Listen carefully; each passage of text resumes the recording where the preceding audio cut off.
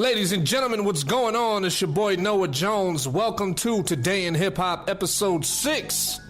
And this episode is sponsored by none other than NoahJonesNews.com, home of the hottest artists with the hottest verses and the hottest videos. Stop by NoahJonesNews.com, add your name to the email list, which is free, and you will get my current album, Heart of a Lion, Blood of a King, for free. We all love free shit, ladies and gentlemen. Free shit for everybody. Free shit. Get it. Get you one. All right, today we got some Chance the Rapper news. We also got an update on Takashi. I can't even, look. This dude is such a joke. I can't even say his name without fucking the shit up. Takashi 6ix9ine. Got more information on Nipsey Hussle's square that they're building. They're building a Nipsey Hustle square and some of the complications that his people are facing when it comes to that strip mall, as far as the stuff that David Gross owns. Your boy Drizzy Drake is dropping an album called Care Package, which features a lot of previously released records that didn't land on any albums. He had some fire, you know what I mean, that he just spontaneously drops from time to time that just don't land on an album. So he put it together as a full album, and it's expected to go #1 when it releases. I enjoy pretty much every record on there. A lot of them I check out on YouTube, so yeah. And we also got some R. Kelly news. If you guys have been following, the dude's been all over the news for his sex crime situation, and yeah, they about to throw him under the bus, ladies and gentlemen. So I'll give you an update on some new information that is going on with Mr. Kelly. Kells, the Pied motherfucking Piper. If you name yourself the Pied Piper, you already admitting guilt, brother. The Pied Piper. All right, let's start off with Chance the Rapper. Chance the Rapper has he dropped his new album. It's called The Big Day. He sold about 118,000 copies, came in second on the Billboard.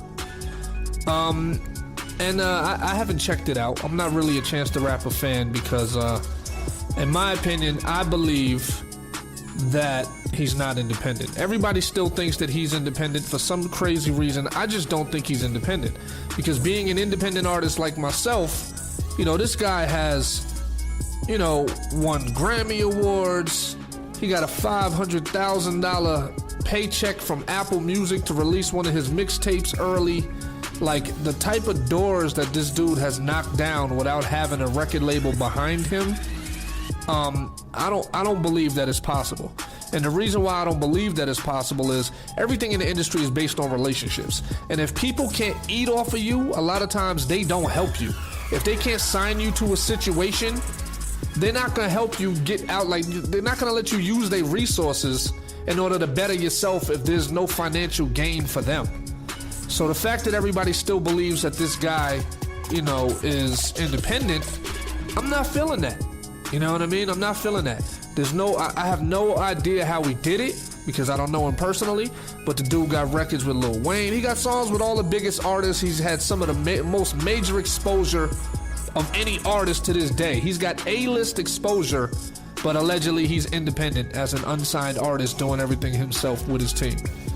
That to me does not make sense. There has never been an artist in history, to my knowledge, that has covered the amount of ground and got the amount of exposure that this guy has gotten, and has worked with the A-list artists that he's worked with, which requires a budget, mind you. You know, some of these artists charge $200,000 and $300,000 a verse.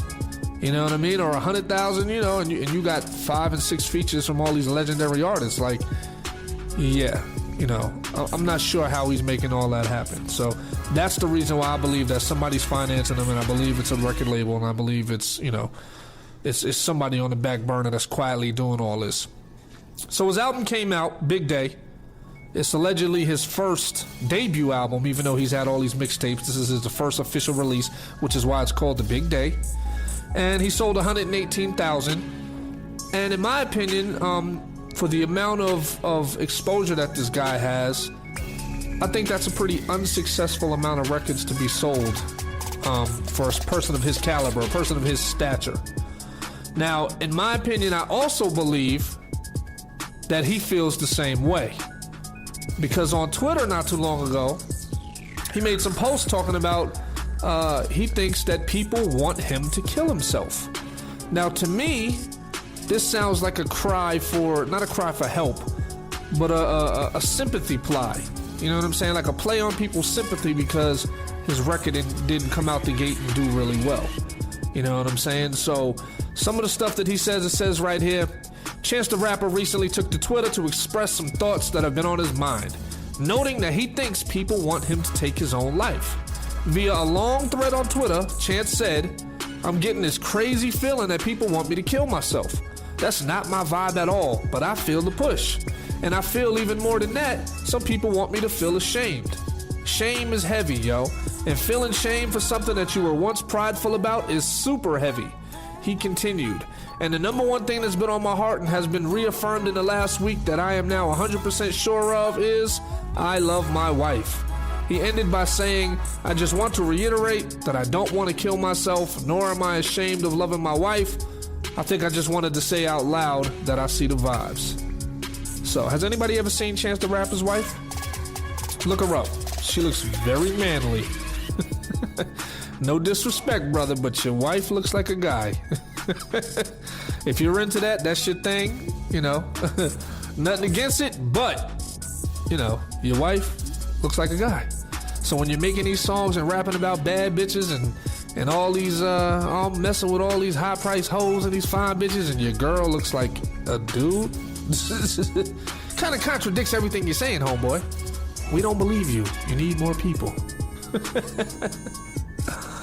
Oh my God. All right, now let's move on to the next subject. We're going to talk about Takashi 6ix9ine.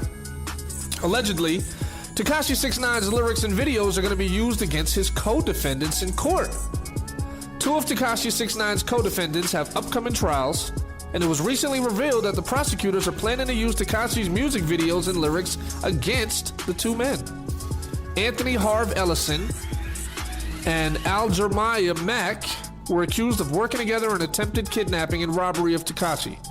Reports noted that the two men allegedly were able to get away with $750,000 worth of jewelry and $20,000 in cash. Both men are scheduled to appear in front of a court for their trials in September. Along with using the rapper's music videos and lyrics, prosecutors want to use the statements Takashi gave to the police for the alleged kidnapping. So now he's more or less not only just regular snitching, he's content snitching too. You know, that's one of the issues when you know, keeping it real goes wrong. When you rapping about shit that you're doing just so you can get people to like you. See, the best criminals in the world are the ones that they don't want anybody to know what the fuck they doing. Nowadays, we in the clout chasing era where you gotta announce all the dirty shit you're doing just to get people to like you more. That shit is stupid. You want attention that bad to where you're gonna incriminate yourself on your records, incriminate yourself in the videos, incriminate yourself on Instagram Live just for attention. You see what I'm saying? We all can take a page out of Takashi's book. He is the master clout chaser himself, and the antics and the stunts that he pulled landed him in jail, and not only landed him in jail, basically ruined the lives of so many other people as well.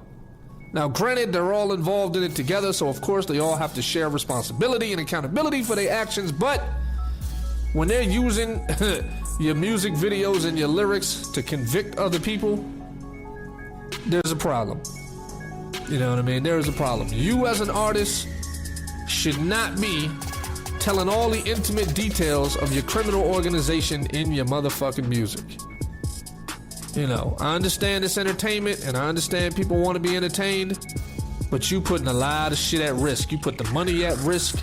You put these people's lives at risk, their families at risk.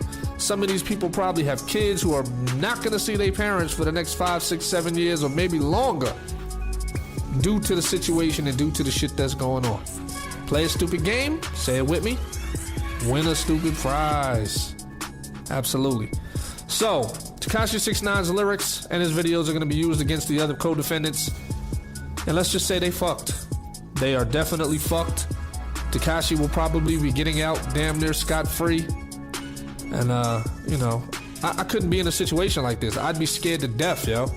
If I was in an organization with all these people and snitched on everybody and got out of jail, the next person that wants clout is probably going to be gunning for Takashi's head. Now, let me give you a little insight on how I feel about the situation. See, here's the thing. The snitching thing for him, in my opinion, is justified. And I'm going to tell you why. Why, Noah? Why is it justified?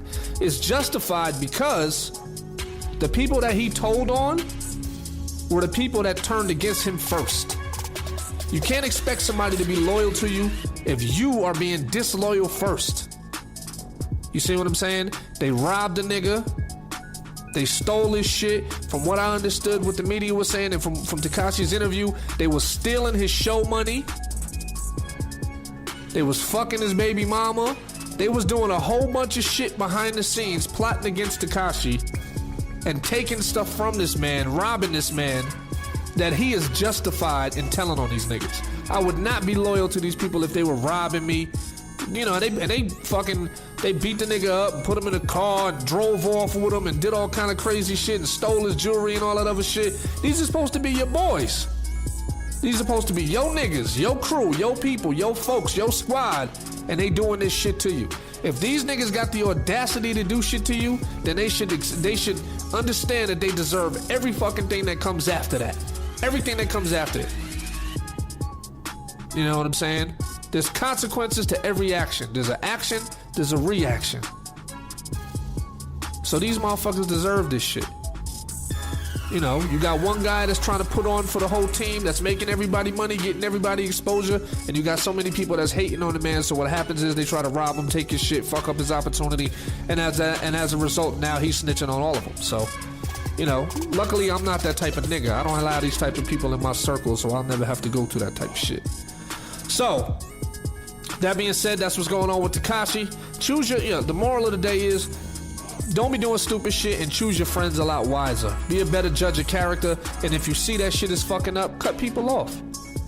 You know what I'm saying? If they're not immediately affecting your situation and they're not helping and they're not playing a role in your situation and helping you grow, cut them niggas off. You know, the most successful companies are the companies that are ran where everybody knows they role and they act accordingly and they play their position. That's where that phrase came up with. Play your position. Stay in your lane. Play your position. Do your part. Stay in your lane. Do what you're supposed to do. Don't worry about what's going on over here. Stick to what you do best. Stick to what you do, and we'll all eat together. So, moving on. Let's talk about the Nipsey Hustle Square. All right, so as you know, Nipsey Hustle Square, they're going to be building, allegedly, because we don't know how, it's still a lot of details, coming out about that shit. Allegedly, they're supposed to be building a square where his store, the Marathon store, stood. They're going to tear the store down, and they're going to build a square. Meanwhile, as I said in my last episode, or one of my other episodes, that Nipsey Hustle did not own the strip mall, nor did he own the Marathon clothing store. It's owned by David Gross, which is a guy that Nipsey has done business with. I guess he's a partner with David Gross, but I have yet to see any paperwork or documentation with Nipsey Hussle's name on anything. Everything, from what I'm seeing, it just says David Gross. So what happened was, the city attorney from Los Angeles, his name is Michael N. Fuhrer, sent David Gross a letter. And this is what the letter says. Dear Mr. Gross, the Safe Neighborhoods and Gang Division of Los Angeles City's Attorney Office includes the citywide nuisance abatement program, hereinafter CNAP. Prosecutors assigned to CNAP work with law enforcement to address nuisance, gang, and narcotics properties in the city of Los Angeles. We understand that Slauson & Crenshaw Ventures, LLC, which is what David Gross calls his situation with Nipsey Hustle, or situation with the square, says Crenshaw Ventures LLC, hereinafter SCV, acquired the property located at 3420 West Slauson Ave, Los Angeles, California, 90043, the property, on January 17th, 2019. So that's recent. That's not too long ago. As you may already be aware, the Los Angeles Police Department, LAPD, has identified the property as having illegal gang activity associated with it. More specifically, the property is known as a hangout for the Rollin' 60s criminal street gang and has been the site of many violent and/or unlawful incidents, including, without limitation, attempted murder, shootings, robberies, batteries, and unlawful firearm possession. CNAT personnel would like to meet with SCV, meaning they want to meet with David Gross, to discuss the public nuisance at the property. California Civil Code Section 3479 defines a nuisance as, in quotations, anything which is injurious to health or is indecadent or indecent of offensive to the senses or an obstruction to the free use of property so as to interfere with the comfortable enjoyment or life of a property. A public nuisance is one which affects at the same time an entire community or neighborhood or any considerable number of persons. That's the California Civil Code 3480. California Civil Code 3494 provides that a nuisance may be abated by the city attorney. The criminal activity according to the property may constitute a nuisance under, without limitation, the aforementioned statute. So that's the letter that they sent David Gross. So basically they want to talk to him about that property. I think they're trying to seize that property from him. I think the state is trying to take that back. I think the city of Los Angeles is trying to make him relinquish ownership of that property. And it might be for bigger reasons than we expect. So now, he also spoke out against this letter. This is coming directly from David Gross. After 2 New York Times articles in the past month, one of which the city attorney leaked these docs and others, and an LA Times article coming, I have to speak.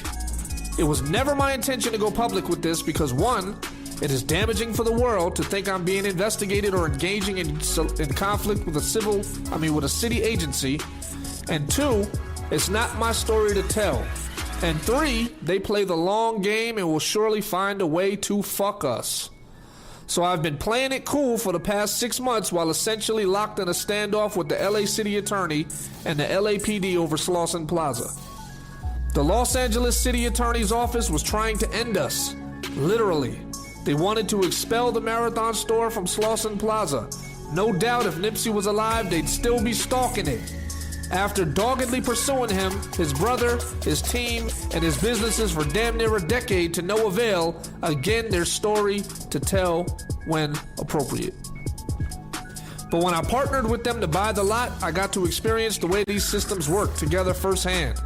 The city attorney hated with all of their hearts that their maniacal zeal to expel the Marathon store from Slauson Plaza actually resulted in us buying it and planning to develop it. It was an embarrassing slap in the face when they started trying to press me to evict the store, only to find out that I'm partners with Nip, Sam, and All In. So the city attorney then came at me and then sent the cops at me, and ultimately tried to leverage the press against me by leaking docs and emails to the New York Times to smear us and make our ownership of the lot seem like the problem in the Crenshaw district. That caused real problems for me that I still can't fully address, and it's because it's still ongoing. It hurt live deals and brought some to a complete halt. This shit is a cold game and then some. This system is a mindless, heartless, relentless machine designed to keep us locked into some systems, jails and courts, and out of others, capital markets and property ownership. It sounds crazy and conspiratorial, only because it is. More to come. So that right there was the response from David A. Gross, the actual owner of the Marathon Square, or the actual owner of Nipsey Hussle's, his Marathon clothing store. So, as you see, there's a lot of shit going on behind the scenes. The LAPD is fucking with Nip. They fucking with everybody that owns that shit. But ultimately, you gotta look at it like this. Here's another side to the story. If the activity wasn't going on over there would be nothing for them to worry about. If Nip wasn't a Roller 60s Crip and represented that organization, it was just a regular rapper that was doing his thing and made some buzz and made some noise, none of this would have happened. See, they're investigating this because of his gang ties. They're investigating it because of the people that Nip helps out. Nip also helps out people that freshly gets out of jail. He would give them clothes. He would give them money. He would welcome them back to the community. You know what I'm saying? So Nip was like a philanthropist. You know what I mean? So that being said, due to all of that stuff, the police is on top of him. They on his head. They on his head. You know what I mean? And the reason they on his head is because his affiliation with that gang. So look at it like this. If he wasn't involved in any of that, one, would he still be alive? Two, would they not be pressuring his peoples as far as that location? You know, that's another way to look at it. Then again, who knows? Behind the scenes, maybe they just want that property because the people that own the surrounding areas have a bigger plan that they never let Nipsey and David Gross in on. Maybe there's some bigger things at work that's going on that they're just not privy to the information to. You know what I mean? So the city may be like, look, we're going to redevelop this whole shit. But that's the kind of, we need that property right there because it's in a key location. So rather than buy the property and offer these people a huge amount, maybe we could discredit them and remove it from them and seize it from them so we don't have to pay for the shit. It's all about capitalism. All about capitalism. All right, moving on. Let's see, what are we going to talk about next? Now, we are going to talk about your boy, Mr. R. Kelly. Kells, the Pied motherfucking Piper. R. Kelly charged with 2 sex crimes. This is 2 additional sex crimes. You know he's on trial for a whole bunch of sex crimes already. So the shit is just stacking up. R. Kelly charged with 2 sex crimes. Allegedly paid teen for sexual contact in Minnesota. What the fuck is he even doing in Minnesota? This guy. All right. Kelly's accuser claims she met him at a fan meet and greet in a Minneapolis mall and ended up getting a phone number with the autograph, according to docs obtained by TMZ. She told police when she called the number she was to go to a hotel suite and Kelly eventually would meet her there. In the documents, she says that they had a small talk and then Kelly gave her $200 to dance and then helped her out of her clothing. He also disrobed, according to the accuser, who says Kel began masturbating while rubbing her genitals. That boy R. Kelly, man, that boy is a pervert to the highest degree. That man got issues. That man got problems. Leave the little girls alone. Save the little girls. Lock this man up forever. I don't care how talented he is. He's using his celebrity and his fame to get easy cool. He's shoplifting the pooter. He's shoplifting the pooter. He's not supposed to be shoplifting the pooter. Can't do that. She says when the dance was over, Kel said he'd see her at his concert later that night. The accuser says she attended as a guest of Kelly's. I'm sorry.